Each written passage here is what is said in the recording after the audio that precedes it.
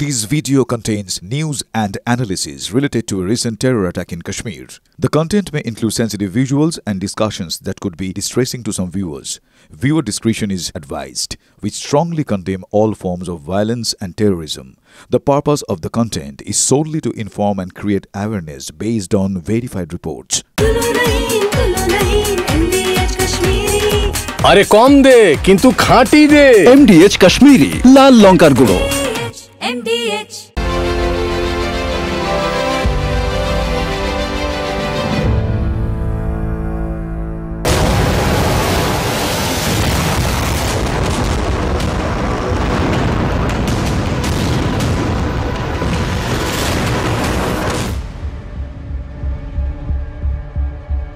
घर में घुसकर मारेंगे और बचने का एक मौका तक नहीं देंगे।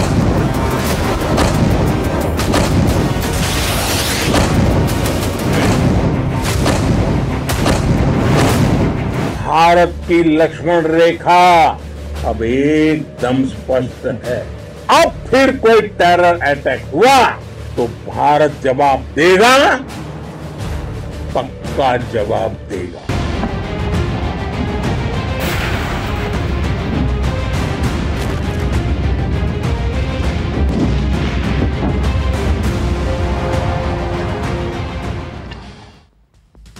লক্ষণ রেখা স্পষ্ট, জঙ্গি হামলা হলেই যোগ্য জবাব, ঘরে ঢুকে মারা হবে। স্পষ্ট ভাষায় পাকিস্তানকে কথা বলে দিয়েছেন ভারতের প্রধানমন্ত্রী নরেন্দ্র মোদী। কিন্তু আসলে কি জানেন, চোরা না শুনে ধর্মের কথা। পাকিস্তান আবার তার জাত চিনিয়ে দিল। এক হাতে IMF এর কাছে ভিক্ষা, অন্য হাতে জঙ্গিদের ক্ষতিপূরণ। লজ্জা নেই পাকিস্তানের। খুল্লা জঙ্গিদের ক্ষতিপূরণ দিচ্ছে ইসলামাবাদ। অপারেশন সিঁদুরে খতম জঙ্গিদের পরিবার পিছু 1 কোটি টাকা করে সাহায্য পাকিস্তানের। মাসুদ আজহারের পরিবারকে 14 কোটি টাকা ক্ষতিপূরণ দেবে পাক সরকার। ভাবুন কত বড় নির্লজ্জতা। মাসুদ আজহারকে পাক সরকার 14 কোটি টাকা ক্ষতিপূরণ দিচ্ছে। তার পরিবারের 14 জন মারা গেছে, বেশিরভাগই তার পরিবারের সদস্য এবং 4 জন ঘনিষ্ঠ। এদের আইনি উত্তরাধিকারী ধরে নেওয়া হচ্ছে মাসুদ আজহারকে, এবং সেই সূত্রেই মাসুদ একাই পাবেন 14 কোটি টাকা। অপারেশন সিঁদুরে খতম মাসুদ আজহারের ভাই সহ মোট 14 আত্মীয় এবং ঘনিষ্ঠজন। মাসুদই তাদের আইনি উত্তরাধিকারী। জঙ্গিদের পরিবার পিছু 1 কোটি টাকা করে সাহায্য করবে ইসলামাবাদ। এমনকি তাদের যে বাড়িঘরগুলো ধ্বংস হয়ে গেছে, যেখানে জঙ্গি স্কুল চালানো হতো, ট্রেনিং দেওয়া হতো, যেগুলোকে নরেন্দ্র মোদী বলেছেন পৃথিবীর সবথেকে বড় সন্ত্রাসবাদীদের কারখানা এবং ইউনিভার্সিটি, সেগুলোকে আবার নতুন করে গড়ে দেবে পাক সরকার, এমন খবরও আসছে।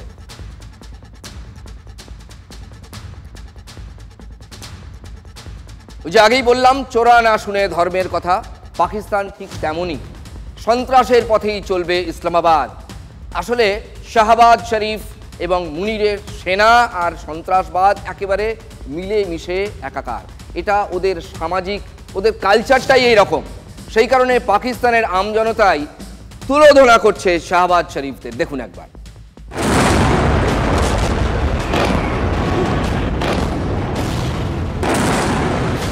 भारत माता की, भारत माता की।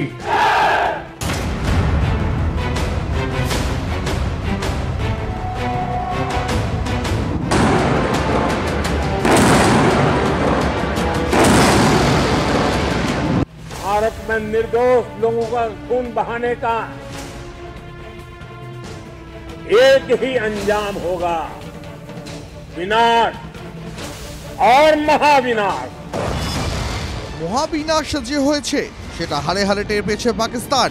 শোচনীয় অবস্থা। সেই কারণেই হাসপাতালে আহত পাক সেনাদের দেখতে যেতে হচ্ছে পাক সেনা প্রধানকে। अपने पाकिस्तानी फौज को भी बता दिया है, पाकिस्तान में ऐसा कोई ठिकाना नहीं है जहां बैठकर आतंकवादी चैन की सांस ले सके। সাবধান পাকিস্তান, হুঙ্কার নরেন্দ্র মোদীর। আর সীমান্তের ওপারে एक बार दबंग तरीके से, और कुछ नहीं, हमें आवाम को खुश करने के लिए जरा चीजें चलाएं, जरा मारे गीदर बपकियां ही मार दे। हम तो खुश हो कि उनके मीडिया में भी चले कि हाँ जी वहाँ के प्रधानमंत्री ने ये कह दिया। শুনলেন পাক জনতার প্রশ্নের মুখে খোদ পাকিস্তানের প্রধানমন্ত্রী। মুখে মারিতাং জগৎ, আর বাস্তবে ভারতের হাতে পর্যুদস্ত পাকিস্তানি স্ট্রাইক। মুখ থুবড়ে পড়েছে মুনির সেনার মিসাইল। পাকিস্তানের প্রোপাগান্ডা ওয়ার, আর সেই মিথ্যার প্রচারে সামিল পাক মিডিয়াও। মুনিরের সেনাকে বাঁচাতে মিথ্যার ফুলঝুরি পাক মিডিয়ার, কিন্তু শেষ রক্ষা হয়নি। মিথ্যার ফানুস ফুটো করে দিলেন মুনিরের ঘরের লোকই। তবু প্রোপাগান্ডা ওয়ার চলছেই। ভারতের প্রত্যাঘাতে কোমর ভেঙে গেছে পাকিস্তানের, অথচ শরীফের মন্ত্রীর দাবি মুনিরের সেনা স্ট্রাইকে নাকি ভারতের রাফাল ভেঙে পড়েছে। ভারতের চাপে নতজানু পাকিস্তান এবার কান্নাকাটি জুড়ে দিয়েছে। জল চাই, জল দাও, মানে সিন্ধুর জল দাও। পাকিস্তান কান্নাকাটি জুড়ে দিয়েছে।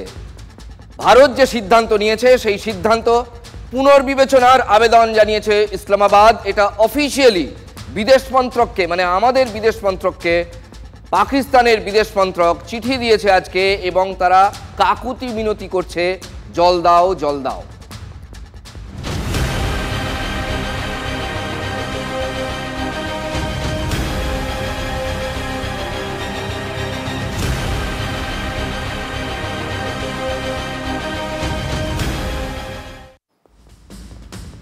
ভাঙবো তবু মচকাবো না, এটা হচ্ছে পাকিস্তানের মনোভাব। দেখুন, আজকেই আপনাদের এক্ষুনি ব্রেকিং নিউজটা শোনালাম যে আমাদের বিদেশ মন্ত্রককে তারা চিঠি দিয়ে কাকুতি মিনতি করেছে, সিন্ধুর জল ছাড়তে হবে এই মর্মে। এখন দেখুন, আপনাদের এমন একটা ইন্টারভিউ দেখাবো। পাকিস্তানের বিদেশমন্ত্রী ইশাক দার, তিনি CNN চ্যানেলকে একটা ইন্টারভিউ দিয়েছিলেন। সেখানে তিনি মানে সংঘর্ষ বিরতির 72 ঘন্টার মধ্যেই সেই ইন্টারভিউটা দিয়েছিলেন। সেই ইন্টারভিউতে সেখানে তিনি হুমকির সুরে বলেছেন, ভারত যদি সিন্ধুর জল না ছাড়ে তাহলে পাকিস্তান ধরে নেবে যে তাদের বিরুদ্ধে ভারত যুদ্ধ করছে। অর্থাৎ ইন্টারভিউটা যখন দিয়েছিলেন ইশাক দার তখন একরকম সুর, আজকে তারা মুই মুই করছেন। দেখুন, সিন্ধু সমস্যা না মেটা পর্যন্ত তা সংঘর্ষ বিরতির উপর একটা আঘাত। এই ইশাক দারকে এই কদিনে পরিচয়টা জেনে গিয়েছেন আপনারা। ইশাক দারকে, তিনি পাকিস্তানের বিদেশমন্ত্রী। ভারতের প্রত্যাঘাতে পাকিস্তানের প্রতিরোধকে একেবারে উলঙ্গ হতে দেখে তিনি সেই ব্যক্তি যিনি আগে আমেরিকার হাতে পায়ে ধরেছিলেন। কত রূপ একই মন্ত্রীর। মার্কিন বিদেশ সচিব মার্কো রুবিওর কাছে তিনি কান্নাকাটি করেছিলেন, সব তো তিনিই করেছিলেন। পাকিস্তানকে বাঁচান এই মর্মে কান্নাকাটি করেছিলেন। সেই ইশাক দারের গলায় আবার আওয়াজ বেরিয়েছে, ওই যে বললাম সংঘর্ষ বিরতির 72 ঘন্টার মধ্যে। সেই ইসলামাবাদ আজকে আবার চিঠি দিয়েছে ভারতকে, যে হাতে পায়ে ধরার মতো করে যে সিন্ধুর জলটা দিন, নইলে আমরা বাঁচবো না। আসলে নির্লজ্জ দোকান কাটারা এইরকমই হয়, এক এক দিন তারা বহুরূপী, এক একটা রূপ। পাক বিদেশমন্ত্রী কি ভাবলেন ভারত তার হুঁশিয়ারিতে ভয় পেয়ে যাবে? যদি ভয়ই পেত তাহলে ভারত জল আটকে রাখতো না, তাহলে আজকে এই চিঠি নতুন করে দিতে হতো না। রবিবারই ভারতের তরফে পরিষ্কার করে দেওয়া হয়েছিল যে সংঘর্ষ বিরতি চলুক, কিন্তু সিন্ধু চুক্তি নিয়ে ভারতের অবস্থানে কোনো রকম পরিবর্তন হবে না, এবং তা হয়ওনি। সোমবার আমাদের প্রধানমন্ত্রী নরেন্দ্র মোদী বলে দিয়েছিলেন, রক্ত আর জল এক খাতে একসঙ্গে বইতে পারে না। भारत का मत एकदम स्पष्ट है। टेरर और टॉक एक साथ नहीं हो सकते। टेरर और ट्रेड एक साथ नहीं चल सकते, और पानी और खून भी एक साथ नहीं बह सकता। আচ্ছা, একটু আগেই যখন আপনাদের ব্রেকিং নিউজটা দিচ্ছিলাম যে 14 কোটি টাকা মাসুদ আজহারকে ক্ষতিপূরণ দেবে, তখন আমার মুখ দিয়ে বেরিয়ে গিয়েছিল একটা কথা, ভুলই বলতে পারে, দ্রুত বলতে গিয়ে আমার মুখ দিয়ে কি বেরিয়ে গিয়েছিল, এটা মাসুদের সরকার।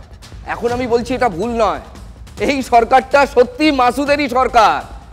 তার কারণ পরপর যে স্টোরিগুলো, যে প্রতিবেদনগুলো আপনাদের দেখাচ্ছি, এখন এটাকে মাসুদের সরকার বললে কোনো ভুল হবে না। নরেন্দ্র মোদীর মুখে এই ভারতের অবস্থাটা ইসলামাবাদ আশা করি বুঝে ফেলেছে। কাশ্মীর সমস্যাকে সীমান্তে উত্তেজনার মূল কারণ বলে দাবি করেছেন পাক विदेश मंत्री। पाकिस्तान दुनिया भर में तनाव कम करने के लिए गुहार लगा रहा था और बुरी तरह पीटने के बाद इसी मजबूरी में 10 मई की दोपहर को पाकिस्तानी सेना ने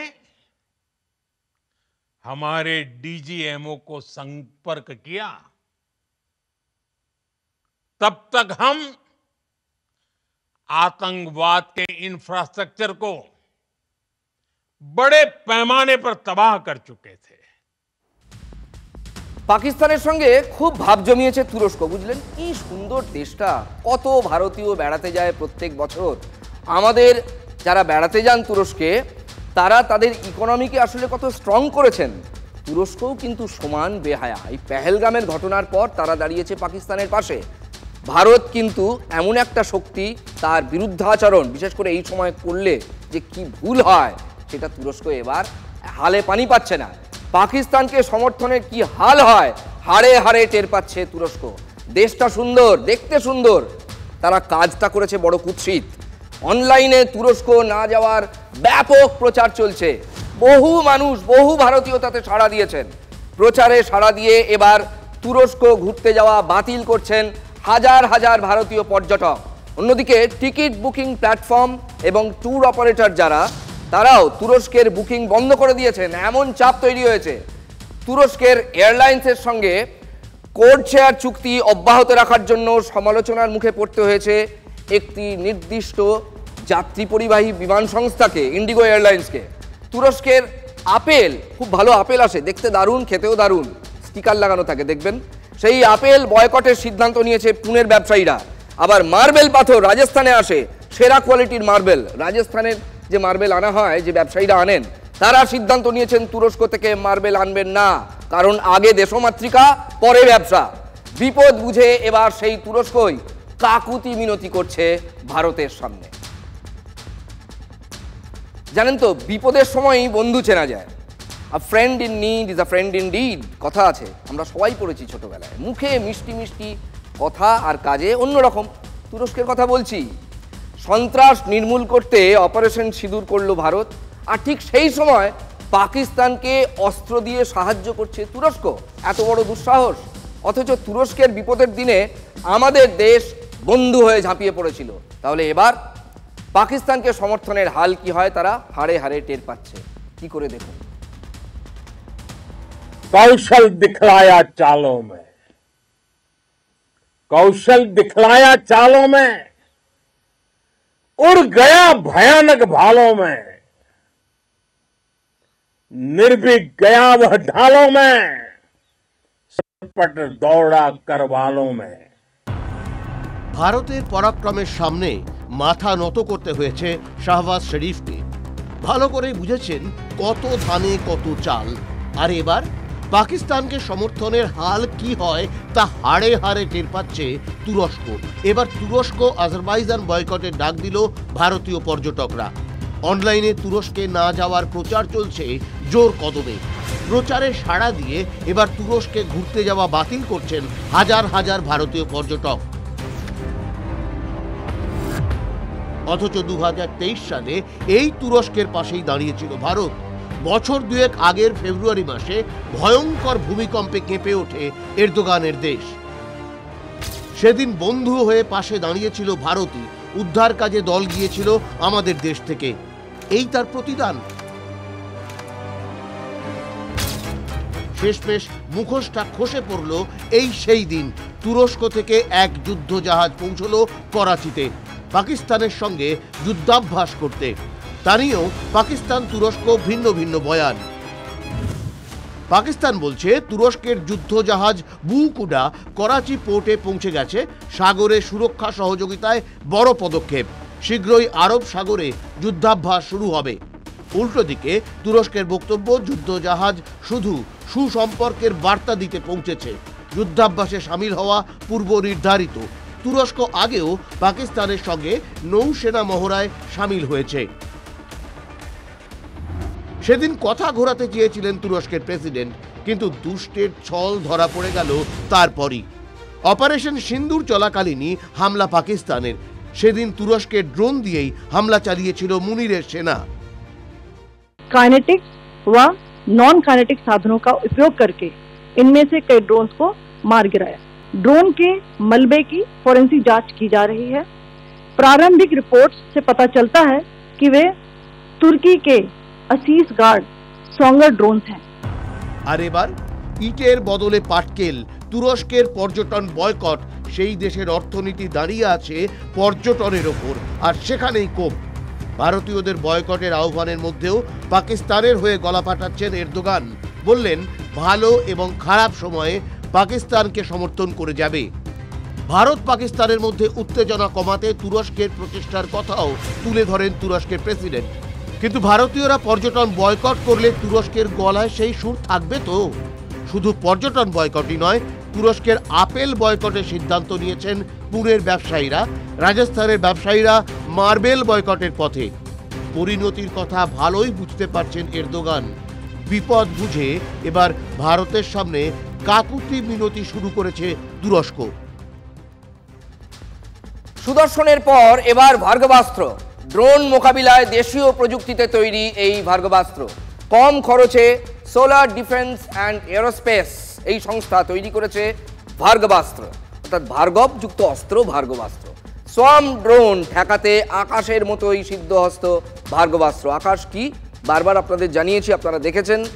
TV9 বাংলার সমস্ত ধরনের অস্ত্রগুলো ঠিক কোনটা এই যুদ্ধ আবহে পুরোটাই ব্যাখ্যা করেছে। আকাশ হচ্ছে অন্যতম, DRDO তৈরি করেছে এয়ার ডিফেন্স সিস্টেম। মিসাইল আটকানোর জন্য এটা একটা এয়ার ডিফেন্স সিস্টেম। আকাশ যতটা এক্ষেত্রে পারদর্শী, এই যে নতুন ভার্গবাস্ত্র এটাও ততটাই পারদর্শী। মঙ্গলবার এই ভার্গবাস্ত্রের সফল মহড়া হলো গোপালপুরে। ভারত সীমান্তে এই বাজারে বাংলাদেশের উস্কানি বাড়ছে। উস্কানি BSF জওয়ানদের ওপর হামলার অভিযোগ বাংলাদেশের নাগরিকদের বিরুদ্ধে। কিষানগঞ্জ সেক্টরের আমবাড়ি বর্ডার আউটপোস্টের ঘটনা। অভিযোগ জোর করে ভারতীয়দের চাষের জমি দখল করার চেষ্টা করছে বাংলাদেশিরা। বাধা দিলে জওয়ানদের ওপর লাঠি নিয়ে হামলা। দুপক্ষের হাতাহাতিতে উত্তেজনা। 2 বাংলাদেশিকে আটক করে ক্যাম্পে নিয়ে যান BSF জওয়ানরা। বাহ, এবার হয়েছে স্বাদ। হ্যাঁ, অপূর্ব স্বাদ। MDH এর চাঙ্কি চাট মশলা, জীবনে আসল স্বাদ জাগলো। আসল মশলা, MDH।